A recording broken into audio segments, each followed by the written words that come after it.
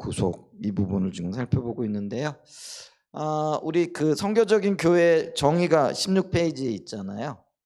요거는 좀 암송을 했으면 좋겠다 이렇게 싶은데 할 때마다 조금씩 기억날 때마다 좀 이렇게 읽어보면 좋겠다 싶어요. 그래서 지금 우리가 어디로 나가고 있는지 어떻게 또 우리를 이끌고 계신지를 좀 이렇게 볼 수 있었으면 좋겠습니다. 선교적인 교회 해가지고요. 한번 읽어볼까요? 선교적 교회는 하나님의 구속이 인간의 영혼뿐 아니라 각 개인의 모든 영역, 인간 사회와 역사의 모든 영역, 더 나아가 창조 세계의 모든 영역을 포함하는 것이라는 복음의 포괄적 성격을 인식하고 예수님의 부활로부터 시작된 현재 이 모든 영역에서 구속의 역사를 행하고 계시는 하나님의 새 창조의 역사의 모든 성도들이 삶의 모든 영역에서 적극적으로 동참하는 선교적 삶을 사는 교회를 말한다. 그리고 이 삶을 사는 데 있어 매우 중요한 한 부분은 각 성도가 자기의 일을 통해 그 하나님의 역사에 동참하는 것이다. 이게 선교적인 교회는 가장 중요한 게 여기 복음의 포괄적인 성격을 이해하고 그 다음에 이제 예수님의 부활로부터 시작된 현재의 모든 구속의 역사를 행하고 계시는 하나님 앞에 우리의 삶으로 동참하는 것, 그리고 이 일을 우리의 일을 통해서 이루어간다. 이제 요 세 부분을 좀 이해했으면 좋겠어요. 그래서 부활을 통한 새 창조의 역사, 또 이 일들을 일터 사역, 이 일에서 이루어지고 있다. 이제 이런 부분들을 좀 이해를 하게 되면은 우리가 지금 어떤 삶을 살아야 될 것인가 이런 부분을 볼 수 있고요.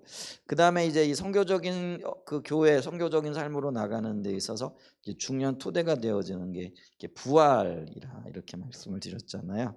근데 이제 지난 주간에 우리가 살펴보기를 이 부활이 역사적인 사건인데 이거를 다른 방법으로 검증하려고 그러니까 문제가 있다 이렇게 얘기를 했잖아요. 그래서 오늘날의 관점에서 보면 예를 들면은 뭐 자연과학주의적인 입장에서 아니 과학적으로 부활이라는 게 있을 수 있느냐 이렇게 접근하면 안 된다라는 거죠. 그래서 이게 역사적인 사건이기 때문에 역사적인 관점을 가지고 이 부활에 접근을 해야 된다 이렇게 말씀을 이렇게 드렸죠. 자, 거기까지 살펴봤는데 오늘 이제 31페이지 보면은 그러면 이 부활의 역사에 대한 역사적인 관점에 대한 정언들, 그러니까 증언. 증언이 그러면 어디에 나와 있느냐? 이제 그 사복음서와 그 바울 서신에 나타나 있다라는 거죠. 근데 이제 사건의 어떤 이 증언의 어떤 순서로 보게 되어지면은요, 이 사복음서보다는 사도 바울의 복음서가 먼저 이렇게 증언되어졌다라는 거죠. 왜냐하면은 이 그 사도 바울의 복음서는 서신서들이죠. 그리고 이 서신서들은 예수님이 부활하시고 승천하시고 난 다음에 불과 한 15년 혹은 25년 정도의 그 사이에 사도 바울의 편지들이 쓰여지기 시작을 했다라는 거죠. 그러면 이제 뭐 예수님이 AD 30년경에 부활하고 승천하셨다고 한다면은 뭐 불과 한 15년이면은 45년, 50년 안짝인 거죠. 그러니까 굉장히 이른 시기의 증언들이라 이렇게 얘기를 할 수가 있는 거죠. 근데 반면에 복음서들은 마태복음 같은 경우는 뭐 70년, 80년 정도, 요한복음 같은 경우에는 100년, 90년에서 100년 이렇게 보고 있거든요. 그러면 시간상으로 보게 되어지면은 누가 더 빨라요? 바울의 복음이 그 복음서에 있는 부활의 증언들이 더 빠르다라는 거죠. 근데 묘하게도요, 이 바울의 복음서에 등장하는 부활에 대한 증언과 사복음서에 등장하는 복음의 증언이 좀 다르다라는 거죠. 근데 그러니까 바울의 복음서에 등장하는 이 그 부활에 대한 증언은요, 어딘가 좀 정리가 되어져 있는 것. 근데 사복음서에 등장하는 부활의 증언은 시기적으로는 4, 50년 뒤에 등장을 하는데도 불구하고 더 기본적인 어떤 증언들을 포함하고 있다라는 거죠. 그게 왜냐하면은 그때 당시에 생존했던 사람들의 증언에 대한 그런 기록인 반면에 사도 바울은 여기에 신학적인 해석이 더해졌다라는 거죠. 근데 이게 빨리 쓰여졌음에도 불구하고 사도 바울의 복음서는 신학적인 어떤 그런 그 정리가 되어져 있고 반면에 사복음서는 늦게 이렇게 그 쓰여지고 늦게 선포되어졌음에도 불구하고 신학적인 해석보다는 그때 당시에 그 시대 그리고 그 부활을 목격했던 사람들의 그때 당시에 어떤 당혹스러움 그리고 그때 당시에 어떤 그런 경험들 이런 것들이 기록이 되어져 있다라는 거죠. 이런 거를 염두에 두고 우리가 이 부분을 봐야 된다. 그러면서 여기 오늘 좀 그 부분을 좀 보게 된다라는 거죠. 자, 그러면 이제 부활의 역사성에 대한 사복음서의 증언 이렇게 보죠. 자, 이렇게 읽어보면은 예수님의 부활에 관한 가장 이른 증언, 아까도 얘기했죠. 이른 증언이라 그랬어요. 이런 증언은 기록하고 있는 문서들은 복음서입니다. 그래서 근데 아까도 얘기했죠. 시간적으로 보게 되어지면은 바울의 복음서가 더 빨라요. 바울의 복음 편지거리 먼저 쓰여졌다라는 거예요. 그런데 아까도 얘기했죠. 바울의 복음서는 뭐라고요? 신학적인 해석이 들어가 있고요. 그 다음에 구약의 어떤 예언들에 대한 정리가 지금 되어져 있는 거죠. 근데 이 사복음서의 증언들은 아까도 얘기했듯이 그 복음을 목격했던 사람들의 증언이기 때문에 굉장히 긴박한 거죠. 그러니까 이게 사건을 재구성하거나 혹은 이 그 사건에 대한 신학적인 해석이나 뭐 이런 것들을 할 여지가 없는 거예요. 그냥 목격한 그대로의 이야기이기 때문에 그래서 이게 시간상으로는 뒤에 나타나는데 더 이른 증언은 왜냐하면 그때 성도들 사이에 이미 그런 어떤 증언들을 토대로 사도 바울이 신학적인 재구성 혹은 신학적인 해석을 했다라는 거예요. 그러니까 신학적인 해석 이전에 예수님 당시에 그 부활을 목격했던 사람들의 증언 그대로 쉽게 얘기하면은 인터뷰를 했단 말이에요. 근데 그 인터뷰가 해석되어지지 않고 그대로가 인용되어진 게 복음서라는 거예요. 그렇기 때문에 이게 시간적으로는 늦는데 의미적으로는 훨씬 이른 증언이 되어진다라는 거죠. 이해가 되시죠? 그래서 그 이른 정언을 기록하고 있는 문서들은 복음서입니다. 이 말은 복음서들이 예수님의 부활을 가장 먼저 기록했다는 의미가 아닙니다. 예수님의 부활을 증언하는 가장 이른 문서들은 사도 바울의 서신서들입니다. 많은 사도 바울의 서신서들이 복음서들보다 먼저 쓰여졌고 이제 왜냐하면은요 이 사도 바울의 복음서는 어, 사도 바울이 교회 개척을 하고 난 다음에 그 지역을 떠나게 되잖아요. 그러니까 이 교회가 이 그 뭐랄까요 신앙적인 어떤 질서 혹은 또 신앙적인 성장, 성숙 이런 것들이 더딘 거예요. 그러니까 사도 바울이 그들에게 있던 문제들을 이렇게 보면서 어떻게 하면 신앙이 바로 세워지고 성숙할까 있을까를 생각하면서 편지를 보낸 거란 말이에요. 그게 이제 사도 바울의 서신서들이라는 거죠. 이제 그러다 보니까 굉장히 실용적이고 실제적이에요. 그래서 빠른 시기에 쓰여진 거죠. 근데 반면에 복음서들은요. 사도 바울 서신서에도 보게 되면은 이제 그런 내용들이 나오는데 예수님이 승천하시면서 너희들 중에 다시 올 그러니까 예수님의 재림을 볼 사람들이 있을 거라 이렇게 말씀하셨잖아요. 그러니까 이제 많은 사람들이 예수님이 자기들이 살아있는 동안에 오실 거라는 기대를 갖고 있었던 거죠. 이제 그러니까 뭐 예수님의 어떤 그 행적이라든가 이런 것들에 대해서 뭐 정확하게 기록할 필요성을 못 느낀 거예요. 왜냐하면 자기들이 지금 살아있고 예수님을 만난 기억이 있고 예수님이 자기들이 죽기 전에 오실 거라는 그런 기대감을 가지고 있었기 때문에 굳이 뭐 이거를 기록으로 남겨둘 필요가 없었던 거죠. 그런데 그들이 이제 하나 둘씩 나이가 들어가고 어떤 분들은 이미 돌아가시는 분들이 생기고 예수님이 다시 오실 기미가 안 보이는 거죠. 근데 그 초대교회 성도들 중에는요 예수님이 자기들이 죽기 전에 오실 거라는 생각을 가지고 데살로니가서에도 보면 그런 내용들이 있잖아요. 예수님이 곧 오실 거라는 이제 그런 어떤 생각이 있었던 거죠. 그러니까 이제 우리도 지금 그런 생각을 하잖아요. 주님이 곧 오실 거라는 생각을 하고 사는데 근데 오실 수도 있고 안 오실 수도 있는 거죠. 근데 그들은 이제 주님이 곧 오실 거라는 생각을 하고 있었는데 그러니까 뭐 이 굳이 예수님의 행적 뭐 이런 것들을 쓰고 뭐 기록으로 남겨둘 필요가 없었던 거죠. 그런데 이제 뭐 시간이 지나고 예수님의 부활을 목격했던 사람들은 하나 둘씩 이제 소천하고 뭐 이런 일들이 생기니까 주님이 언제 오실지 모르겠다. 그럼 이거를 기록을 해야 되겠다. 이래 가지고 예수님의 행적에 대한 기록이 쓰여진 거예요. 근데 그게 70년부터 시작이 됐다라는 거예요. 그러니까 예수님이 돌아가시고 난 다음에 몇 년부터요? 70년이면은 예수님이 30년에 돌아가셨다 그러면 40년이나 지나고 난 다음에. 근데 그전엔 문제가 없었어요. 근데 40년쯤 지나고 나니까 이거 예수님이 기대했던 것만큼 빨리 안 오시는 거예요. 근데 그 빨리 안 오시는 이유가 뭘까요? 아직 우리가 준비가 안 되었으니까 그렇죠. 그러니까 오늘도 우리가 예수님이 빨리 오시길 소망하고 기대하고 바라보잖아요. 근데 안 오시는 이유가 뭐예요? 아직 우리가 주님을 맞이할 준비가 덜 된 거예요. 사실은. 이제 그것 때문에 주님이 안 오시는 거죠. 그런데 그러다 보니까 이제 뭐 예수님을 기억하고 있던 사람들은 하나 둘 사라져 가고, 그러면 이걸 어떻게 해야 될까? 그래 가지고요. 그러니까 복음서는 실질적인 신앙 교육 때문에 편지들이 보내졌는데 예수님의 행적에 대한 이야기, 일생에 대한 어떤 이야기들은 그게 기록이 없는 거잖아요.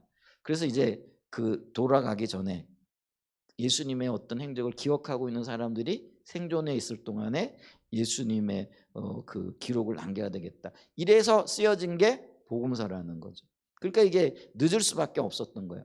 그런데 늦게 쓰여졌음에도 불구하고 아까 얘기했듯이 예수님을 만났던 사람들의 그런 어떤 그 경험 그리고 기억 이런 것들을 토대로 쓰여졌기 때문에 늦게 쓰여졌지만 이게 앞의 사건들을 원초적인 사건이라는 거예요.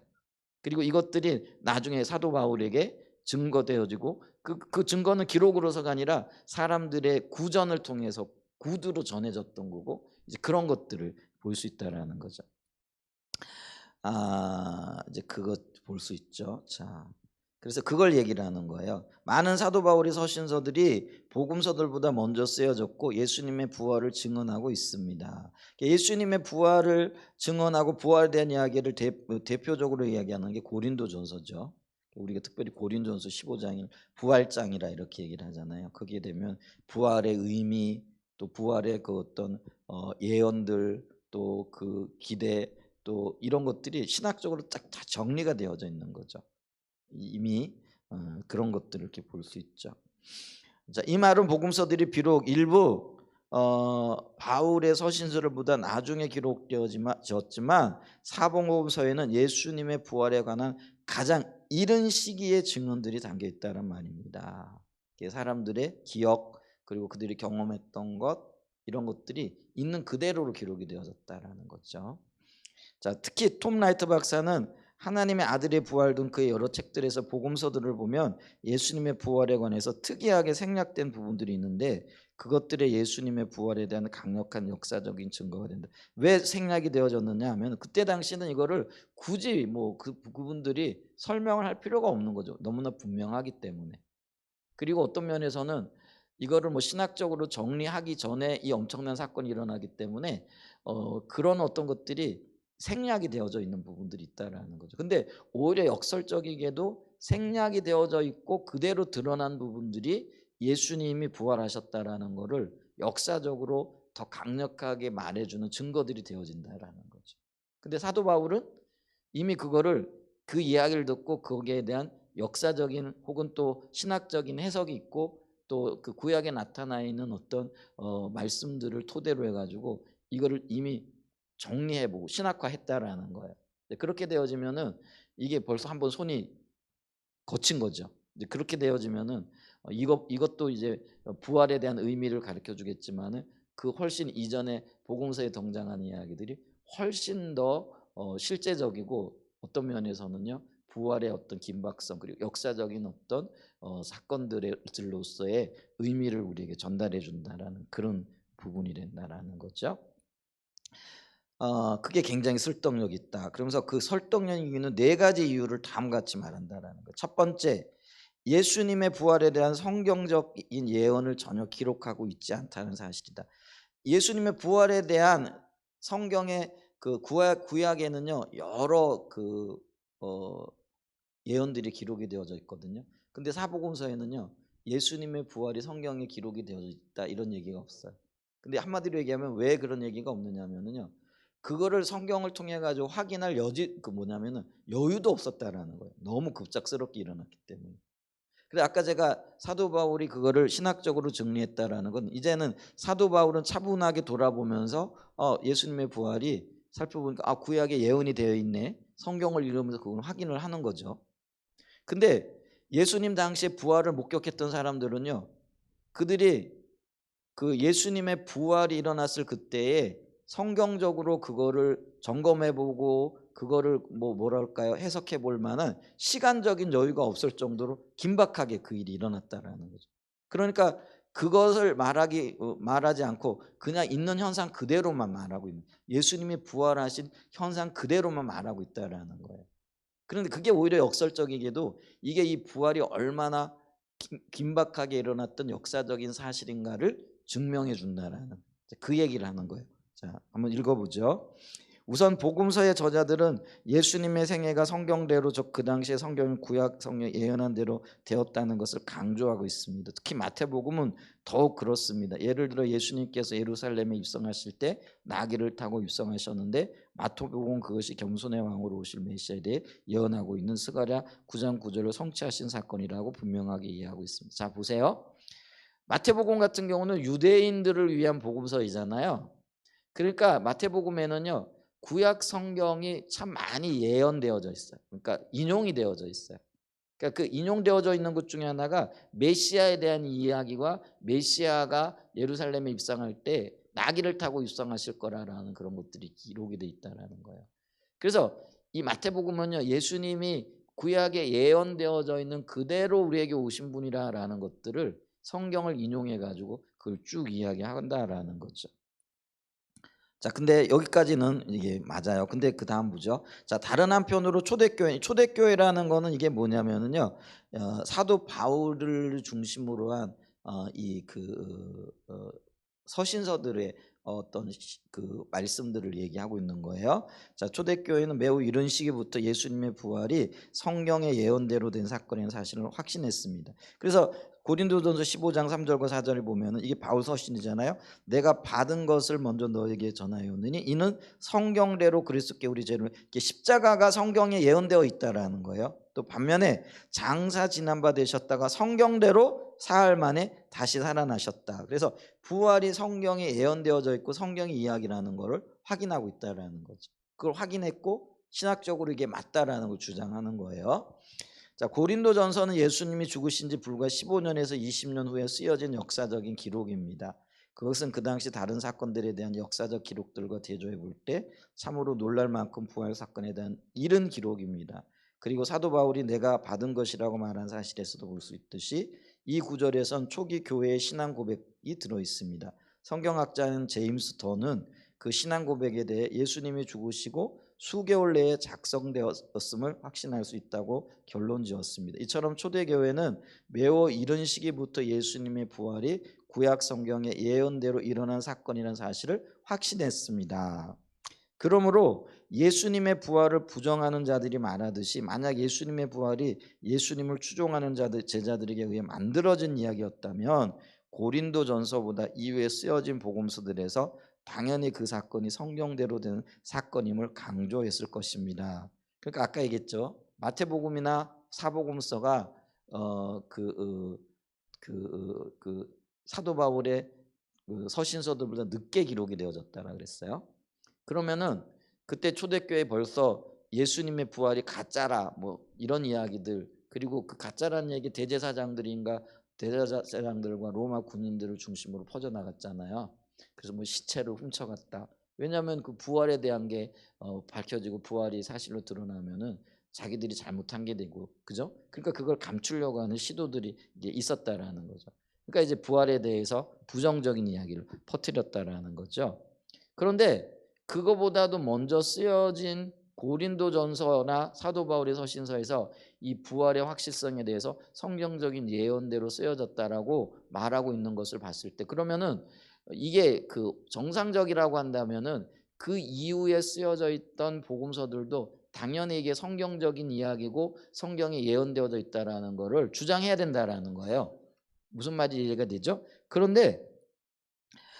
그러나 복음서에는 예수님의 부활이 성경대로 일어난 사건이라는 말이 단 한 번도 나오지 않는다라는 거예요. 근데 아까 마태복음이라든지 다른 복음서에 보면은 구약의 성경들을 많이 인용했다 그랬잖아요. 근데 그거는 다름이 아니라 그게 성경에 예언되어져 있는 말씀이 이루어지는 것이라는 것들을 증명하기 위해서 썼다라는 거예요. 그런데 부활에 관해서는요, 단 한마디도 이게 성경대로 있었던 일이라는 언급이 없다라는 그런 얘기예요. 근데 심지어는 예수님의 모든 행적이 구약의 예언의 성취라는 것을 그토록 강조하는 마태복음에도 그런 이야기가 전혀 나오지 않는다라는 거죠. 근데 이게 그럼 무엇을 의미하느냐?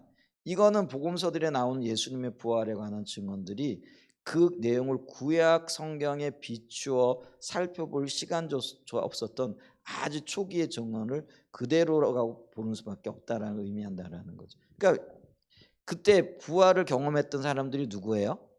예수님의 그 제자들과 그 전에 여인들이 있잖아요. 근데 이 여인들 입장에서 보면은 예수님의 부활을 목격했을 때에 이게 말씀에 있는 말씀이지 하고 그걸 받아들인 게 아니에요. 그들은 이게 구약에 있다는 말씀 자체도 모르고 있는 거예요. 알고 있다고 해도 그 순간 잊어버린 거예요. 왜냐하면 구약의 그 사건이 아니라 자기의 눈앞에 보이는 예수님의 부활이 너무나 놀라운 거예요. 그러니까 이게 굳이 뭐 예언이 되어 있다 이런 거를 살펴보고 이런 것들을 기록할 여유가 없는 거예요. 그러니까 아까 얘기했죠. 예수님을 만난 그 감격, 그 기쁨, 그걸 있는 그대로 경험했던 그 실제적인 이야기만 나오는 거예요. 우리가 갔더니 예수님을 만났고 예수님이 살아났더라. 이거는 실제이기 때문에 굳이 뭐 구약에 있는 얘기들아 이런 거를 끌어들여 가지고 그거를 정당화할 필요도 없었다라는 그런 의미인 거죠. 그게 역사적인 사건, 역사적인 사실에 강력한 힘이 되어진다라는 거죠. 네, 무슨 말인지 알죠? 그렇기 때문에 굳이 마태복음이 뭐 예수님이 이 땅에 오신 거 메시아로 오신 게 구약의 성경의 성취라라고 강조하지만 단 부활에 관해서는요. 그러면은 그거를 또 분명하게 해서 이 부활도 봐라 성경에 이렇게 예언되어 있듯이 부활됐다 이렇게 얘기해야 되는데 그렇게 얘기할 여유조차 없을 정도로 이게 놀랄 만한 사건이고 빨리 진행되어진 이야기라는 그런 이야기예요. 자, 그게 하나의 증거가 역사적인 사건으로서 진실이다. 역설적이지만 이제 그 얘기를 하는 거고요. 두 번째 여인들의 증언요. 자, 고대 세계에서 여자들은 신뢰할 만한 증인으로 간주되지 않았습니다. 그래서 예수님의 부활의 전통에는 나름대로 정리되는 시점인 고린도전서 15장에 보면 그 증언들에서 여자들은 조용히 빠진다라는 거예요. 자, 장사 지낸 바 되셨다가 성경대로 사흘 만에 다시 살아나서 게바에게 보이시고 후에 12제자에게와 그 후에 500여 형제에게 일시에 보이셨나니 그 중에 지금까지 대다수는 살아있고 어떤 사람은 잠들었으며 그 후에 야고보에게 보이셨으며 그 후에 모든 사도에게와 맨 나중에 만삭되지 못한 난자 같은 내게도 보이셨. 이게 사도 바울의 고백이라는 거예요. 근데 여기 보면은요 부활을 본 사람에 대한 이야기 나와요. 근데 여기 보면 먼저 누구에게 보이셨다라는 거예요? 게바에게 보이시고 그 다음에 12제자에게 보이시고 그 후에 500 형제에 보이시고 나중에는 뭐예요? 자기에게도 보이셨다라는 거죠. 근데 마태복음에 보게 되어지면 요한복음에 보게 되면은 게바보다 먼저 예수님의 부활을 목격했던 사람들이 있죠. 그게 누구예요? 막달라 마리아라든지 이 여인들이었다라는 거예요. 여인들이 사실은 가장 먼저 봤어요. 그러면은 이게 사실대로라고 얘기한다면은 사도 바울이 여인들에게와 게바에게와 뭐 이렇게 써야 되잖아요. 근데 여기서는 여인들의 얘기는 싹 빠져버려요. 왜냐하면 그 당시 사회 통념상은요 여인들의 증언은요 아무런 의미가 없는 거예요. 그러니까 여인들이 아무리 증언을 해도요 그거는 법정에서의 증인으로서 혹은 증언으로서의 가치가 없는 거죠. 그러니까 사도 바울 시대만 해도요 벌써 이게 15년 정도 지나면서 어떻게 됐다라는 거예요? 신학화되어지고 이게 정리가 되어지면서 여인들의 얘기를 써봐야 사람들이 반감만 사니까 여인들의 얘기는 싹 빼버리고 개바에게와 하고 남성 중심으로 이 이야기를 하고 있다라는 거예요. 자, 무슨 말인지 이해가 되죠? 자, 그렇다면 사도 바울도 여인들의 증언이 효력이 없으니까 이걸 싹 빼는데 사도 바울의 그 기록보다도 30년 후에나 기록이 되어졌던 복음서가 굳이 여인들의 이야기를 써놓을 필요가 있어요, 없어요? 오히려 써놓으면은 방해가 될 텐데 사람들이 안 좋아할 텐데 그죠? 그런데 마태복음에는요 훨씬 늦게 기록이 되어졌는데도 불구하고 여인들의 이야기가 먼저 나온다라는 거예요. 증언의 가치도 없는데 오히려 지금 부활이 있냐 없냐 그러면서 괴롭히고 있는 마음은 그걸 빼버려야 될 텐데 오히려 여인들의 이야기를 전면에 내세우는 거죠. 그 얘기는 뭐냐면은요. 이거는 뭐 이게 뭐 증명 이거의 차원이 아니라는 거예요. 왜냐하면 그거를 목격한 사람들 있는 증언 그대로를 기록했다라는 거죠. 자, 그렇다면 무엇 때문에 예수님의 부활의 가장 초기 정언에 관한 기록에서 여자들이 그 전면에 그 중심에 첫 증인으로 기록되게 되었겠는가 하는 것입니다. 만약에 예수님의 이야기가 나중에 만들어진 것이었다면 그렇지 않아도 사람들은 예수님의 부활을 잘 받아들이지 않을 텐데 무엇 때문에 거기 여인들의 증언을 전면에 내세웠겠느냐 는 것입니다. 그것은 전혀 가당치도 않은 어리석은 일이었을 것입니다.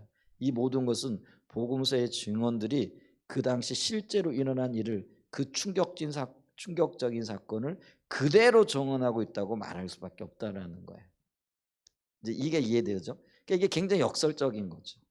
오히려 그런 어떤 이야기들. 그래서 부활이 사실이다. 근데 역사적인 관점에서 일어난 사건의 관점에서 보니까 여인들이 그게 너무나 충격적이고 그걸 전했을 때 그 생생한 그게 너무나 충격적인. 근데 반면에 사도 바울은 그게 이미 어떻게 됐다고요? 신학적으로 재구성된 거예요. 그렇기 때문에 이 사건 이후에 이거를 어떻게 전할 것인가 정리할 것인가 이런 것들이 되어 있기 때문에 굳이 그때 당시에 환영받지 않던 여인들의 이야기는 빼고 그냥 남자들 얘기만 기록을 하고 있다라는 거죠. 근데 복음서는 안 그렇다라는 거. 자, 복음서에 보면은 요한복음도 마찬가지잖아요. 막달라 마리아 뭐 또 이 세 여인이 무덤에 먼저 가잖아요. 그리고 그들이 먼저 예수님 만나고 그들이 제자들에게 달려와 가지고 예수님 부활하셨다고 얘기하거든요. 그걸 있는 그대로 얘기를 하는 거죠. 예수님을 가장 먼저 만난 여인도 마리아죠. 막달라 마리아였던 걸 보죠. 그다음에 이제 요게 이제 두 번째 그 예수님이 부활하셨다라는 것에 강력한 증거, 역사적인 증거가 된다라는 것이고 세 번째는 이제 예수님에 대한 묘사라는 거죠. 한번 읽어보면은요, 복음서가 증언하는 부활하신 예수님의 모습에 대한 묘사는 더더욱 그렇습니다. 이 부분은 우리가 앞으로 더 자세히 살펴볼 매우 중요한 부분입니다.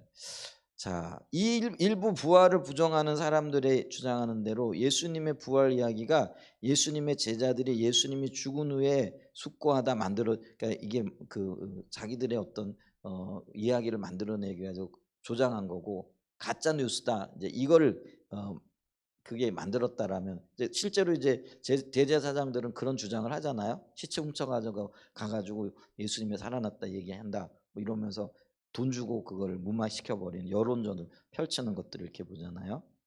근데 그게 제자들이 만든 것이었다면 혹은 그들의 내적 주관적 깨달음의 체험적으로 만들어진 것이었다면 그들은 부활하신 예수님을 별처럼 빛나는 모습으로 묘사할 것이다. 그렇죠? 이건 만약에 꾸며낼 얘기라 그러면은 멋있게 이야기를 각색하고 예수님의 모습을 아주 멋있는 왕으로서의 모습으로 묘사하고 훌륭한 모습으로 묘사했을 거라는 거죠. 근데 복음서에는 그런 얘기가 없다라는 거예요. 자, 왜냐하면 유대인들은 궁극적으로 마지막에 하나님의 백성들이 부활할 것을 믿었는데 그 부활은 별처럼 빛나는 모습. 이게 있잖아요. 아까 예수님이 우리가 오실 때 초림과 재림으로 오신다 그랬잖아요. 근데 이 유대인들은 예수님의 이 땅에 오심을 재림적인 예수님으로 그러니까 메시아로 봤다라는 거죠. 그러니까 섬김으로 오시고 우리를 위해 죽으실 고난받을 종에 대한 이해는 근본부터 없는 거죠. 그러니까 예수님이 오셔가지고 섬기는 자로 또 뭐예요? 자기를 위해 죽음으로 서니까 이게 이해가 안 되어지는 거예요. 그러니까 유대인들이 예수님을 받아들이기가 더 힘들었던 게 그거죠. 근데 이 예수님이 이 땅에 오심이 초림과 재림, 그러니까 이중적으로 오실 예수님의 모습들을 기억을 한다라고 한다면은, 근데 이제 유대인들의 의도성이 그게 없는 거죠. 오실 메시아는 어떤 분이에요? 멋있는 왕으로 오실, 정말 하늘에 정말 태양처럼 빛나는 분으로 오실 거라. 그래서 모든 땅을 평정하시고 억압과 압제에서 자기들을 구원하시고 그리고 이 어떤 놀라운 역사를 이루실 그런 메시아로 기대했다라는 거죠. 자, 그러면은 만약에 만들어진 얘기라면 유대인들의 그 기대에 부합하기 위해 가지고 제자들이 그런 예수님을 만들어냈을 거라는 거죠. 근데 사복음서에 예수님을 그렇게 만들어내냐라는 거. 전혀 그런 게 없다라는 거예요. 오히려 볼품없는 예수님을 아주 그 고난받는 종처럼 섬기고 위해 오신 예수님으로 그대로 묘사를 하고 있다라는 거죠. 근데 이게 만들어진 얘기라면 굳이 예수님의 부활에 대해서 그렇게 초라하게 만들지 않았을 거라는 거죠. 이거 얘기예요. 하나님의 백성들의 부활에 관한 중요한 성경적인 근거 중 하나는 다니엘 12장이요 메시아가 오실 것에 대한 이야기예요. 그런데 거기에 보면 하나님의 백성들이 별처럼 빛나게 될 것이라고 표현하고 있습니다. 물론 이 말은 그들이 진짜 별이 된다는 말이 아니라 하나님의 영광으로 옷 입혀질 것이라는 의미일 것입니다. 그래서 다니엘서 12장 1절과 4절에 보면요, 그때 내 민족을 호위하는 큰 군주 미가엘이 일어날 것이요 또 환란이 있으리니 이는 개국 이래로 그때까지 없었던 환란일 것이며 그때 내 백성 중 책에 기록된 모든 자가 구원을 받을 것이라.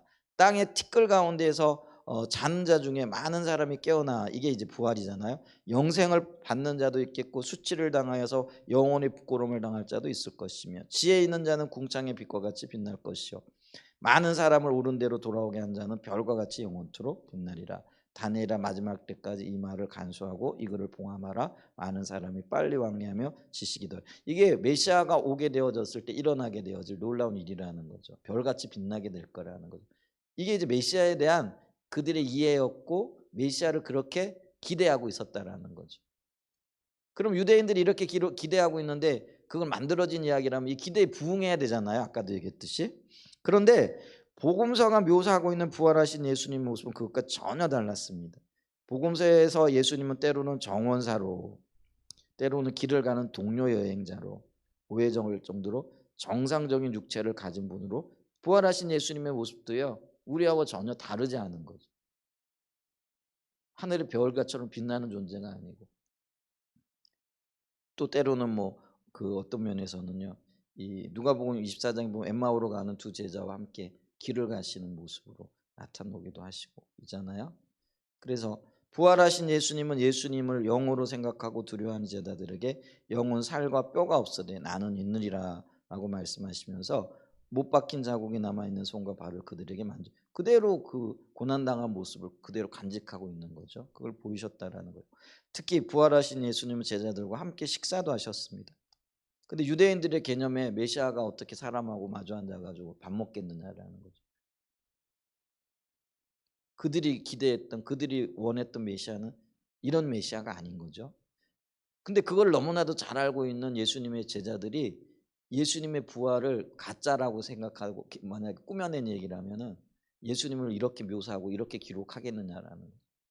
그건 오히려 얘기 쉽게 하면은 그 자기 얼굴 깎아내리는 것과 다름이 없다라는 거죠. 근데 제자들은요 예수님을 그런 모습으로 묘사해요.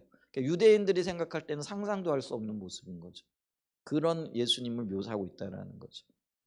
그런데 그러한 육체를 가지신 예수님은 문이 닫혀 있는 방에 벽을 통과해 들어오기도 하시고 금방 있다가 바로 사라지기도 하셨습니다. 제자들은 부활하신 예수님을 어떤 때는 알아보기도 하고 어떤 때는 잘 알아보지 못하기도 했습니다.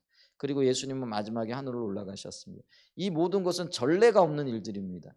일부 부활을 반대하는 자들은 복음서의 부활에 관한 이야기는 예수님을 신격화하고 그들의 신앙의 정당성을 만들어내기 위해 초대교회에 의해 나중에 조작된 것이라고 주장하는데 그것은 어리석은 말입니다. 그 정당성을 주장하기 위해서라면 어느 누가 그 당시 사람들의 입장에서 누구라도 전혀 받아들일 수 없는 방식으로 그렇게 만들었겠습니까? 일반 사람들이 이해하지 못할 모습이잖아요. 예수님 모습 자체가. 그것은 천하 바보짓이었을 것입니다. 그런데 초대교회는 지역과 출신 성분과 민족과 과거 섬기던 종교의 차이와 같은 다양성에도 불구하고 모두가 조금의 차이도 없이 동일하게 예수님의 부활을 그렇게 믿었습니다. 이에 대한 대답은 오직 한 가지밖에 가능하지 않습니다. 그것은 예수님이 그렇게 부활하셨고 그들은 그렇게 부활하신 예수님을 반복적으로 만났다라는 것입니다. 부활하신 게 사실이고 그걸 그대로 전했다라는 거죠. 조작된 얘기가 전혀 아니라는 거죠. 네 번째 증거예요. 그 이야기들이 결코 미래의 기독교적 희망에 대해서 언급하지 않고 있다는 사실. 부활이 어떤 놀라운 소망을 가져다 준다 이게 아니고 복음서에서는 그런 얘기가 없다라는 거예요. 그냥 부활한 사실 그 자체만을 가르쳐주고 있다라는 거예요. 읽어보면 신약 성경은 거의 모든 곳에서 예수님의 부활의 이야기를 예수님께 속한 자들이 언젠가는 예수님처럼 부활할 것이란 최종적인 희망과 연결하고 있습니다. 그게 이제 바울의 서신서에 나타난다는 얘기예요. 자, 고린도전서 15장 20절과 24절에 보면요. 그러나 이제 그리스도께서 죽은 자 가운데서 살아나서 잠자는 자들이 첫 열매가 되셨도다. 사망이 한 사람으로 말미암았으니 죽은 자의 부활도 한 사람으로 말미암는도다. 아담 안에서 모든 사람이 죽은 것 같이 그리스도 안에서 모든 사람이 삶을 얻으리라.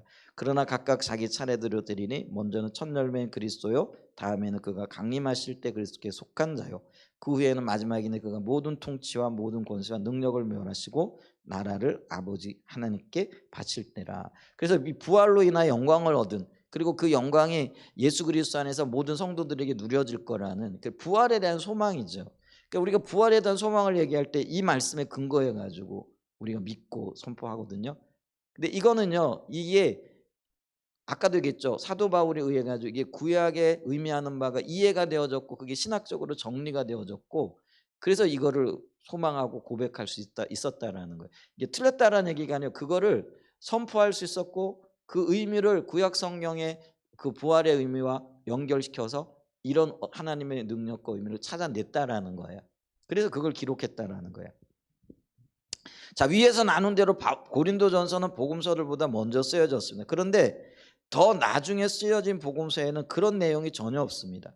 반복적으로 하는 말이지만 예수님의 부활의 이야기가 나중에 만들어진 것이었다면 왜 이 중요한 내용이 여기서 빠졌겠습니까? 그러나 복음서 어디에도 그런 언급은 전혀 없습니다. 왜냐하면 복음서에 나오는 예수님의 부활 이야기는 나중에 만들어진 것이 아니기 때문입니다. 그것은 일어난 사건에 대한 초기 기록이기 때문입니다. 톰 나이트는 이렇게 말합니다.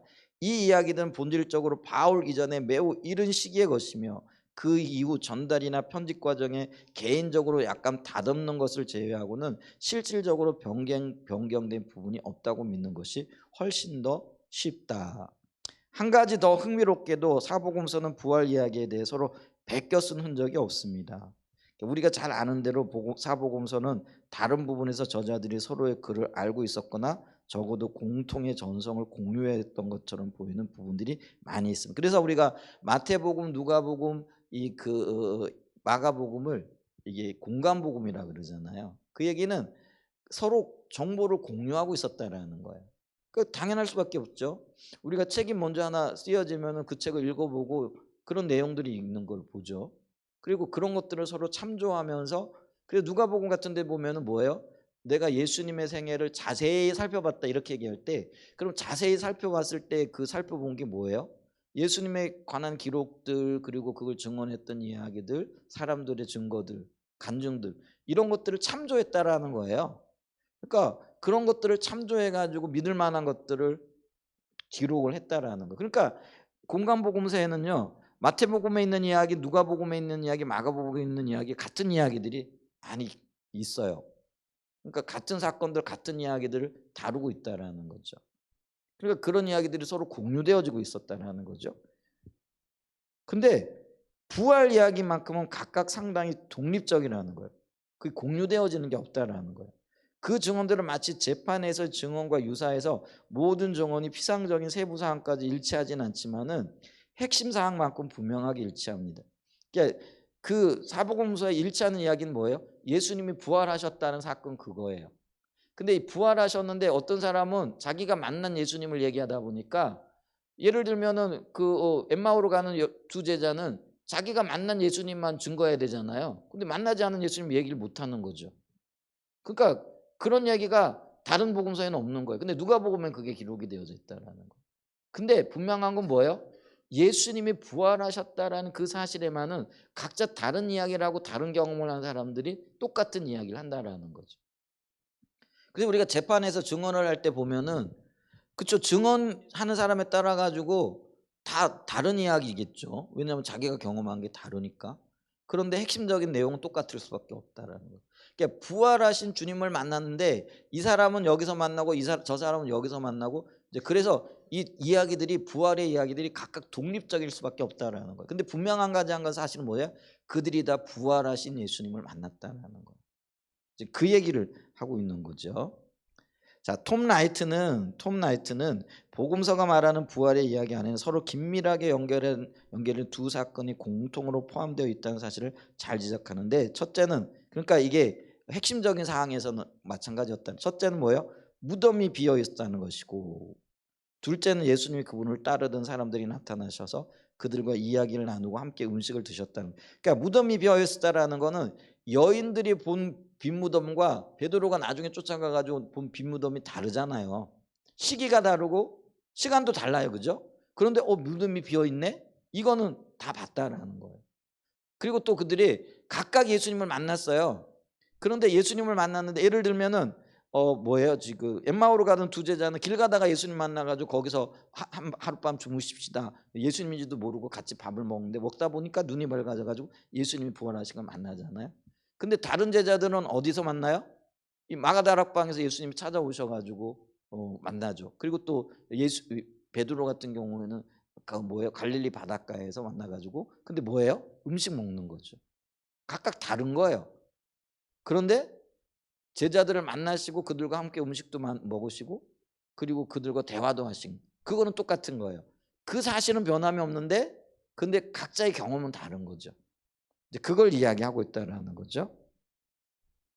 이 두 가지 내용은 항상 함께 갑니다. 빈 무덤은 그 자체만 가지고는 강력한 부활의 증거가 되죠. 그렇죠. 빈 무덤만 가지고는 제자들이 훔쳐가 가지고 무덤이 비었다 그러면 뭐라고 할 거예요? 할 말이 없죠. 그러나 다른 증거와 함께 즉 예수님께서 반복적으로 제자들에게 나타나신 사건, 초대교회의 전방위적인 부활에 대한 확신과 선포 그리고 교회의 놀라운 확신과 제자들의 변화된 삶과 함께라면 그건 매우 강력한 역사적인 증거. 이 얘기는 뭐냐면 한 가지 가지고는 우리가 그래요. 근데 요게 두 가지가 되고 세 가지가 되어지면 그게 함께하게 되어질 때 강력한 증언의 힘을 갖는다라는 거예요. 그래서 성경에도 보면은요. 증언할 때 두 사람 이상이 증언하지 않으면 그거 받아들이지 말라 그러잖아요. 그죠? 하나는 별로 효과가 없어요. 근데 하나가 두 개와 같이 합치고 두 개가 세 개와 합치게 되어지면 이건 강력한 증언의 힘을 갖게 되어진다는 거예요. 빈 무덤 자체는요. 무덤이 비었으면 그럴 수도 있지. 근데 이게 예수님이 나타나셔서 제자들과 함께 먹고 마시고 또 뭐 그 어떤 대화도 나누고 이런 것과 같이 합쳐질 때는요. 그래서 무덤이 비어 있구나. 이게 된다라는 거예요. 이해가 되시죠? 이제 그걸 지금 얘기하고 있다는 거죠. 자, 이와 같은 증언들의 신빙성을 토대로 우리는 예수님의 부활이 역사적인 사실임을 확신할 수 있습니다.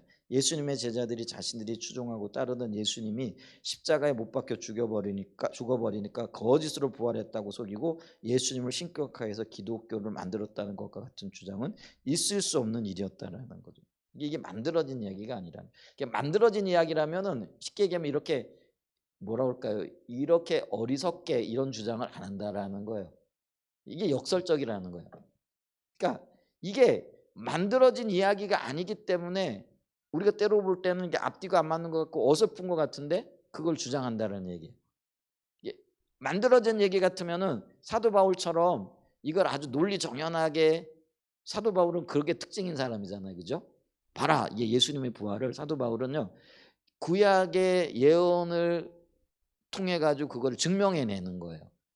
근데 이 사복음서에는 뭐예요? 그럴 마음도 없고 그럴 실력도 없는 거예요. 좀 쉽게 얘기하면은 또 그럴 필요도 없는 거예요. 왜 이게 너무나 사실이기 때문에 그걸 그냥 있는 그대로 얘기를 하는데 보는 입장에서 보게 되면 뭐 이게 앞뒤가 안 맞는 것 같기도 하고 이런 거죠. 그죠? 그런데 그게 오히려 사실이다라는 거죠. 만약에 이거를 거짓말로 꾸며내려고 그러면은 악유를 잘 맞추고 앞뒤를 잘 맞추고 아주 얘기를 그럴듯하게 만들어낼 거 아니에요. 우리가 거짓말 하려고 그러면은 아주 어리석지 않은 한에는 입을 맞추잖아요, 서로. 그래요, 안 그래요? 야, 우리 이렇게 얘기합시다. 만약에 오명이 사모하고 저하고 거짓말을 하기로 목 작당 모의를 했다 그러면 이런 일을 때는 이렇게 얘기를 해야 돼요. 저렇게 얘기해야 되고 이거 얘기해야 돼요, 안 해도? 당연히 그렇게 작당 모의를 할 거라는 거예요. 근데 그럴 필요가 없으니까요. 핵심은 같은데 근데 경험한 게 다르니까 각자 중구난방이지만은 그게 오히려 이 이야기가 사실이고 예수님의 부활이 사실이고 그 핵심이 빈무덤이 있고 제자들을 만나 주심에 있고 그들과 대화하고 그들과 함께했던 시간들에 있다라는 걸 말하고 있는 거라는 거예요. 이게 역설적인 사실이라는 거죠. 사도 바울이 저기 톰 라이트 박사 그걸 얘기하고 있고 지금 그거를 얘기하고 있다라는 거죠. 그래서 이게 기독교를 만들었다는 주장은 있을 수 없다. 거짓말했다라는 이건 있을 수 없는 점이에요. 신약 성경이 말하는 대로 예수님의 부활은 그 당시 아무도 상상조차 할 수 없었던 사건이었습니다. 만약 어떤 사람들이 그 당시 어느 누구도 전혀 생각지도 못했을 정말 말도 안 되는 독특한 아이디어를 짜내서 그렇게 주장했다 하더라도 그것은 그 당시 배경에서 오히려 사람들에게 조롱거리가 되었을 것입니다. 아무도 그것을 믿지 않았을 것입니다. 그게 만들어낸 이야기는 진실성이 없고 과연 믿질 않죠. 근데 사실이기 때문에 믿었고, 사실이기 때문에 굳이 꾸밀 필요가 없었고 거짓말을 할 필요가 없었다. 그렇기 때문에 일치할 필요도 없는 거죠. 근데 핵심적인 내용에서는 일치한다라는 거. 주님이 다시 사셨다라는 거. 그 내용만. 아멘.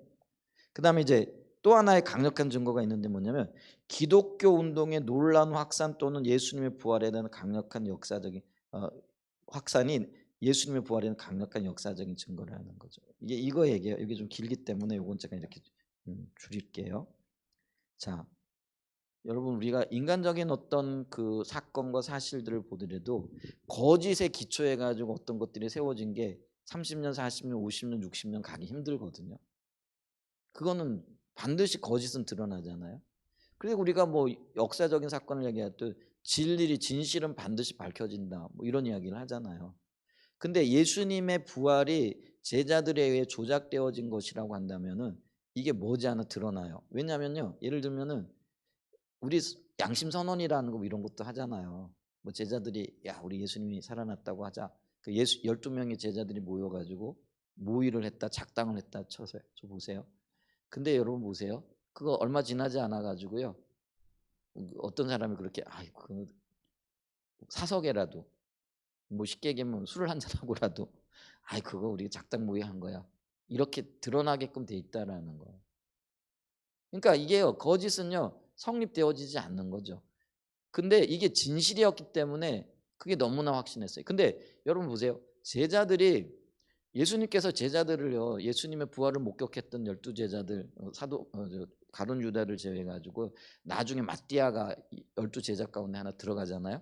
근데 이 마띠아까지도 사도 요한을 제외하고는 전부 다 순교당한 거 아시죠? 만약에 그게 12제자들이 작당 모의를 했다 그러면은 거짓을 위해 가지고 생명을 잃을 사람이 있을까요, 없을까요? 없어요. 근데요. 그들은 모두 다 한결같이 순교를 당하거든요. 아마 하나님께서 순교를 당하게 계신 이유도 그럴 것 같아요.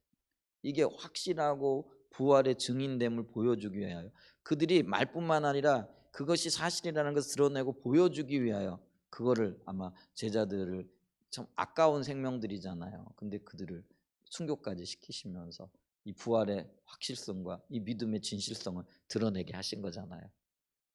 그리고 500여 형제들도 그걸 봤기 때문에요. 예수님이 부활하시고 승천하는 걸 봤기 때문에요. 기꺼이 그걸 증언하고 죽어갈 수 있었던 거죠. 근데 그게 거짓이었다면은요.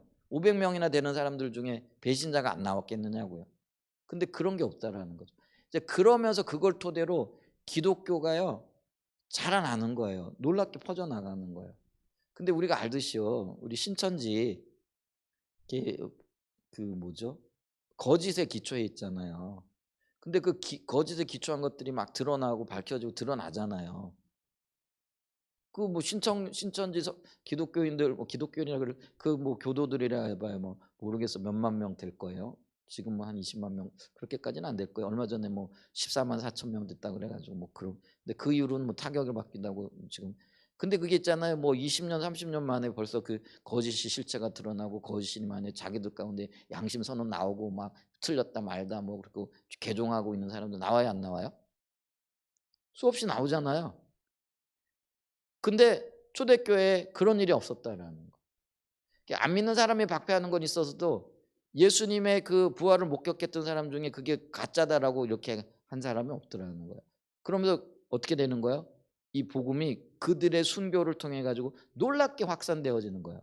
그게 그냥 만약에 부활이 사실이 아니라 그러면 이런 일은 일어날 수 없다라는 거예요. 그러니까 역설적이게도 기독교가 그러니까 복음이 확장되어지고 많은 사람들이 예수님께로 돌아오는 그 놀라운 역사 자체 그리고 수백 년 동안 오늘까지 이어지잖아요.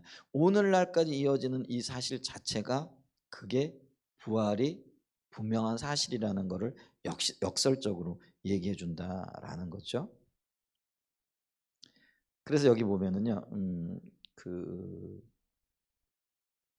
여기 좀 조금만 읽어보고 오늘 끝내요. 유대교회에서 부활에 대한 믿음이 있었지만 그것은 그들의 주변에 머물러 있었습니다. 그러나 초대교회에서 예수님의 부활이 기독교의 근간이 되었습니다. 그 사건으로부터 놀라운 일들이 일어나기 시작했고 그 신앙을 위해 사람들은 목숨을 걸었으며 하나님의 역사와 복음이 참으로 놀랍게 확대되기 시작했습니다.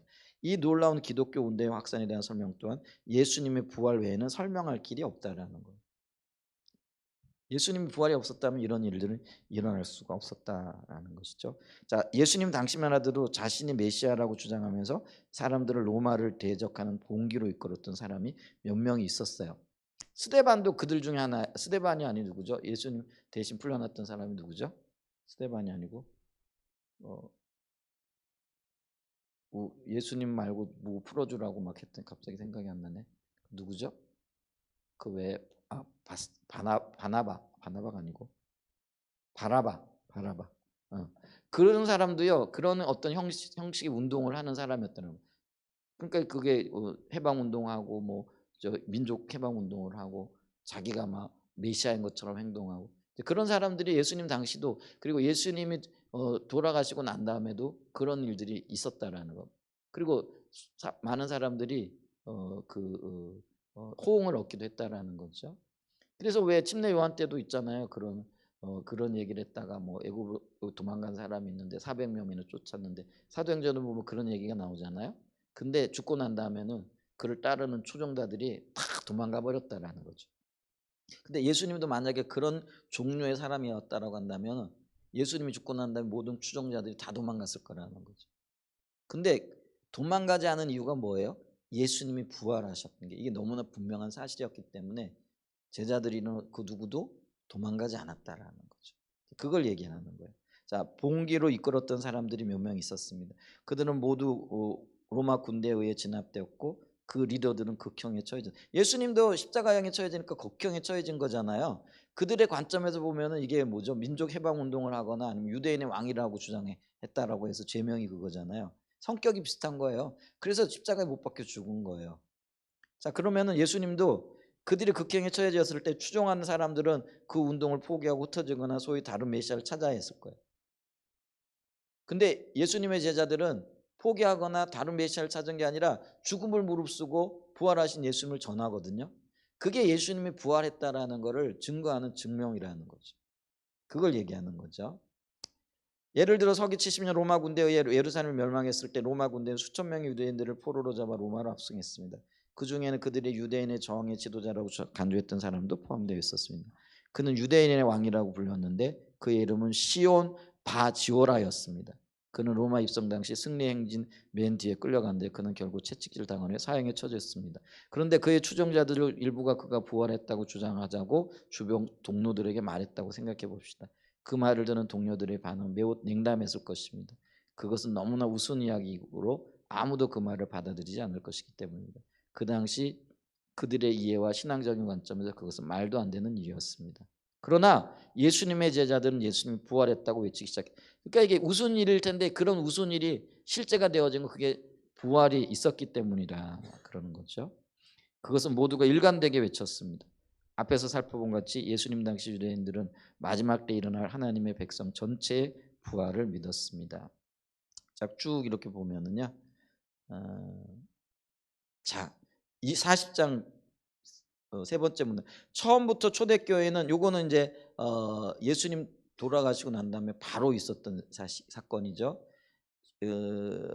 초대교회는 예수님의 부활을 강력하게 외쳤습니다. 예를 들어 사도행전 2장에 나오는 사도 베드로의 설교를 보시죠. 그 설교는 예수님 십자가와 부활이 그 핵심이었습니다.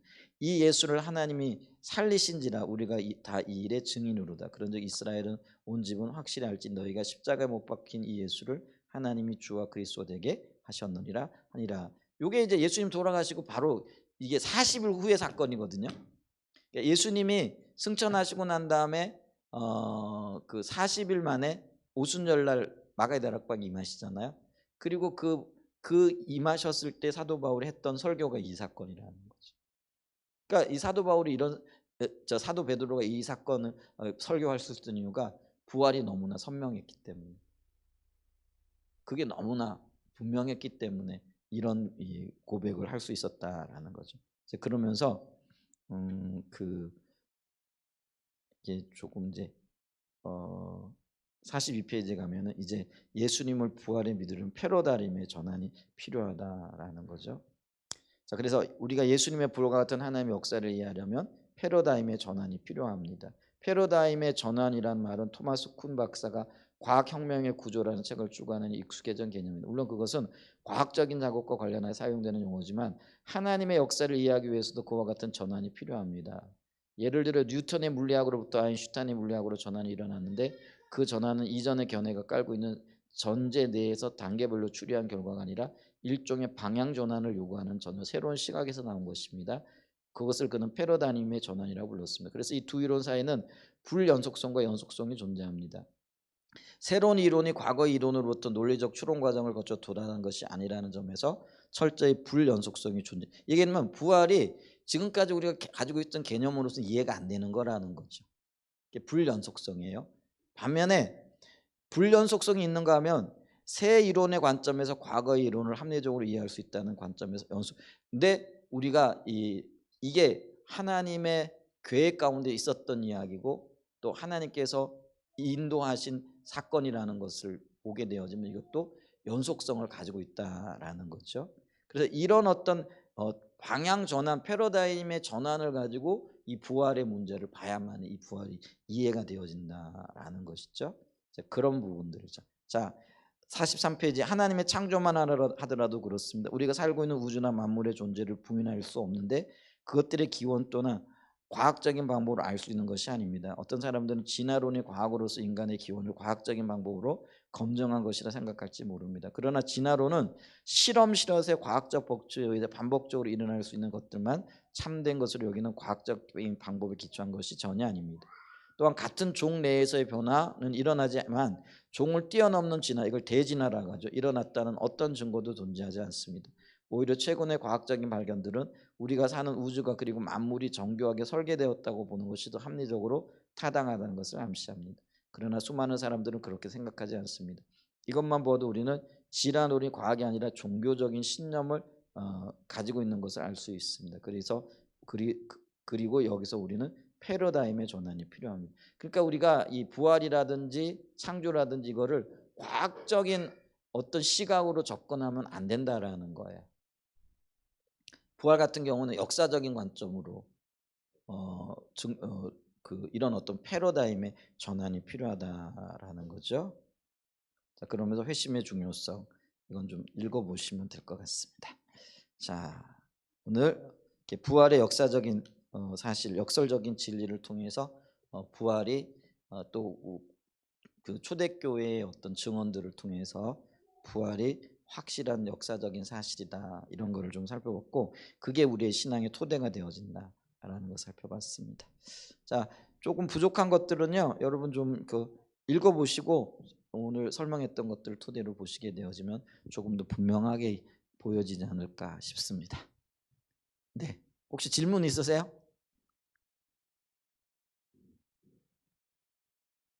그러면은 제가 기도하고 시간이 이렇게 책을 읽어가는데도 많이 걸리네요. 조금 뭐 1시간씩 더 해도 될 것 같은데 그렇게 하면 너무 힘들 것 같으니까 오늘 마치죠. 좋으신 하나